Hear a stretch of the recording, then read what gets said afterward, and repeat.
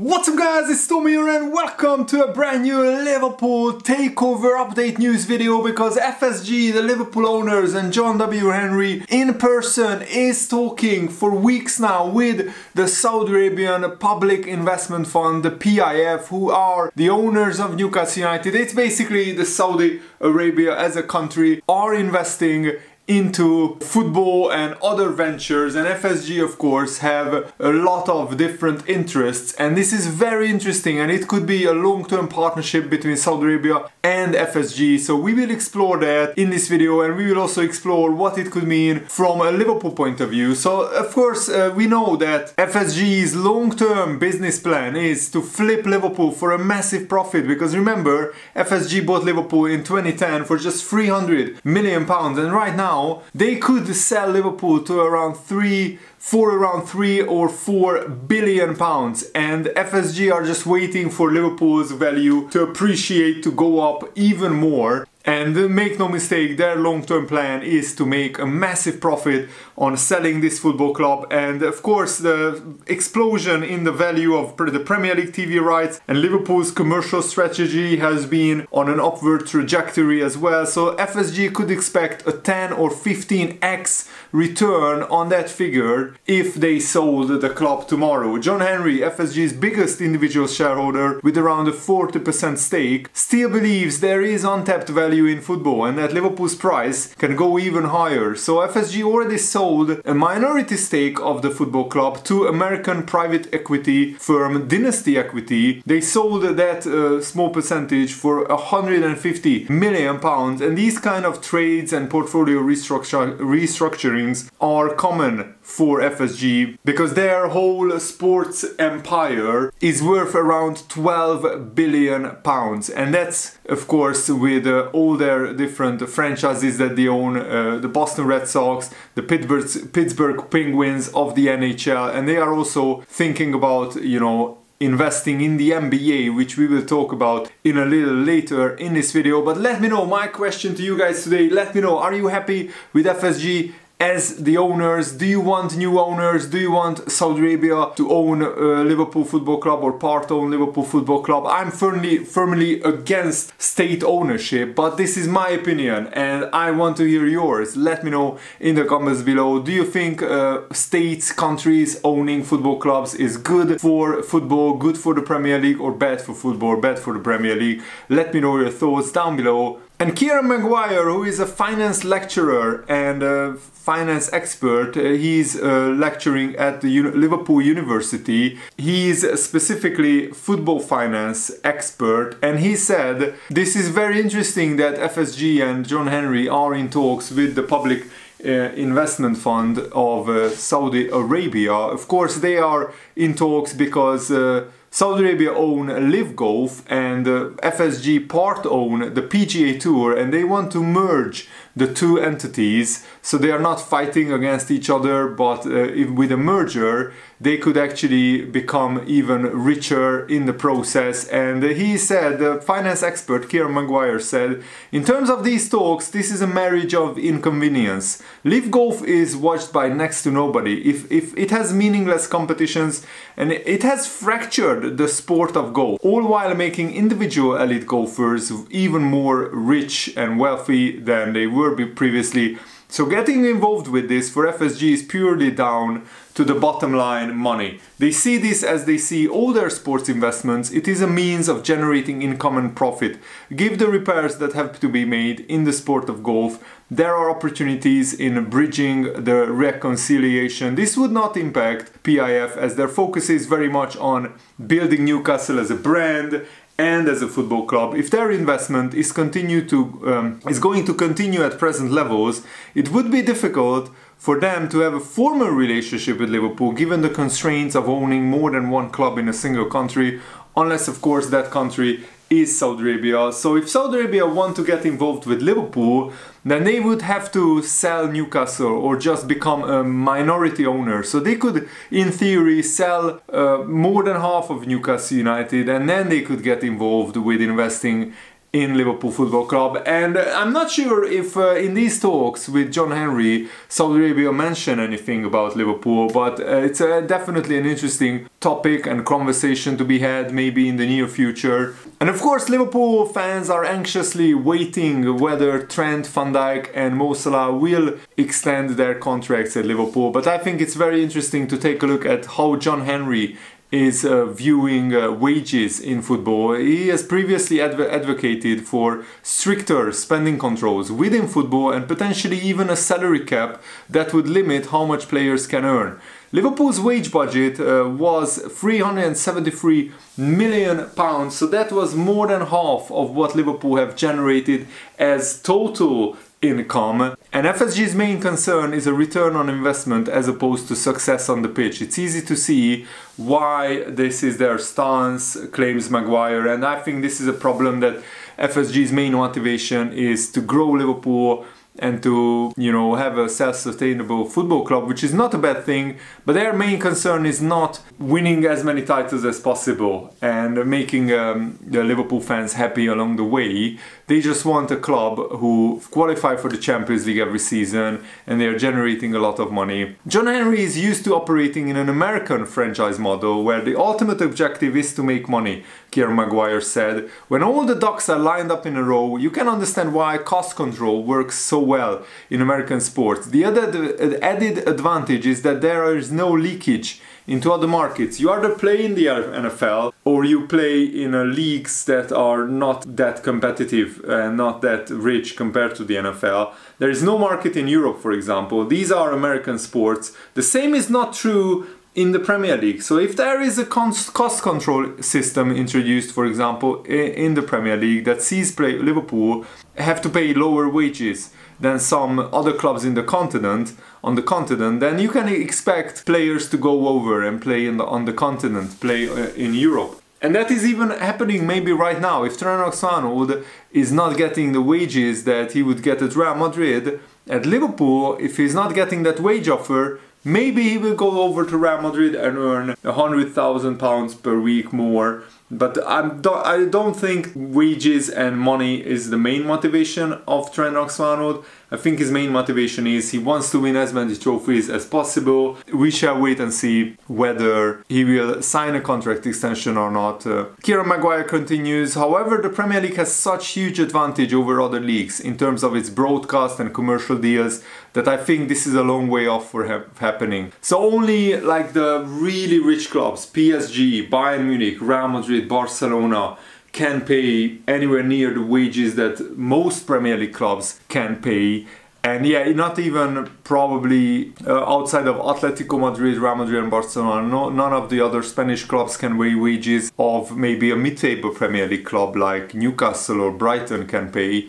So I think the Premier League still has a big advantage. John Henry will be frustrated with Liverpool's popularity is probably greater than ever, but the club is not reflecting that in terms of profitability.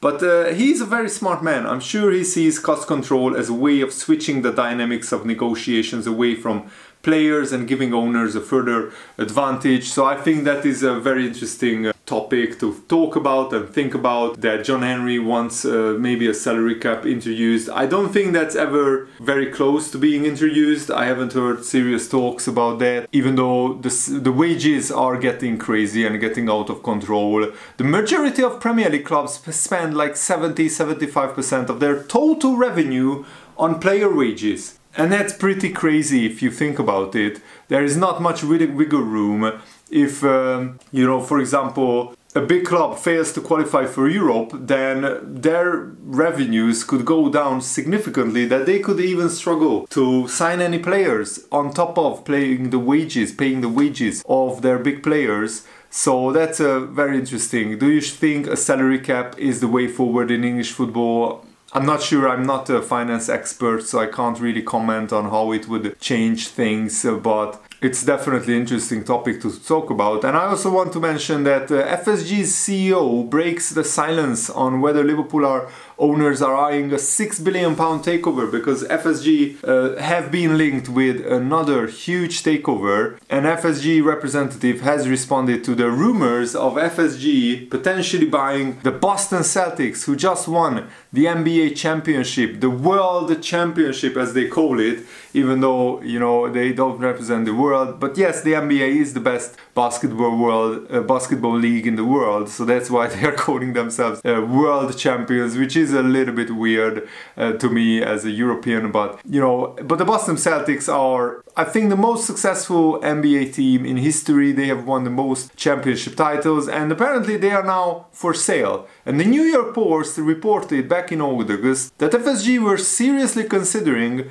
bidding for the Boston Celtics, with the majority owner Vic Grosbeck putting the Boston Celtics up for sale over the summer. And they are now 18-time NBA champions, and they defeated the Dallas Mavericks to secure yet another title after a long wait for Boston fans. And of course, FSG are Boston based, they already own the Boston Red Sox, so it's natural that they were linked with this. But they are the most expensive team in NBA history, because, I mean, if they are sold, they will be the most expensive team, because the Washington Commanders were sold for $6 billion. And the Boston Celtics would certainly go for more. However, FSG CEO Sam Kennedy dismissed these speculations. He said, "I don't see it to be appropriate to talk about the Celtics other than to say congratulations on another world championship." Here it is, it's another mention of NBA winners calling themselves world championship winners. "We commend Grosbeck and his family and their partners for their remarkable stewardship of the Boston Celtics, an organization that means so much to the city of Boston and countless fans across New England and the globe. Under their leadership, the Celtics have been part of the city's remarkable golden age of sports, marked not only by championship success on the court, but also through their exemplary community engagement. We greatly admire and respect the Celtics organization," he said, "its players and its amazing fans, but we have no comment on the forthcoming bidding process." Of course, he won't comment on it, otherwise he would just disadvantage FSG in maybe a takeover talk. But how would you feel if FSG bought the Boston Celtics for like $6.5 billion? And yet they failed to sign anybody apart from Chiesa for the new Liverpool manager, Arne.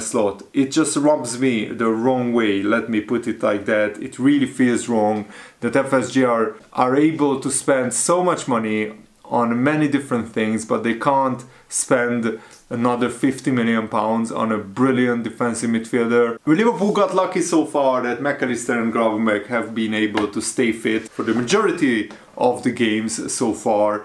But now Liverpool enter a brutal run of fixtures, and I really hope that we won't get more injuries, because already Harvey Elliott and Alisson are long-term injuries. Arne confirmed that Alisson is not going to be with us for the upcoming weeks, so that's a blow for him and for us, because he did really well this season and did so well for this club for so many years. The good thing is Kevin Kelleher did well for us in the previous years and this season as well. So yes, we have a good replacement, but you always want all of your best players available. Now we've got quite some issues, from players coming back from international duty, players having knocks, and some of them got sick and they have some illness.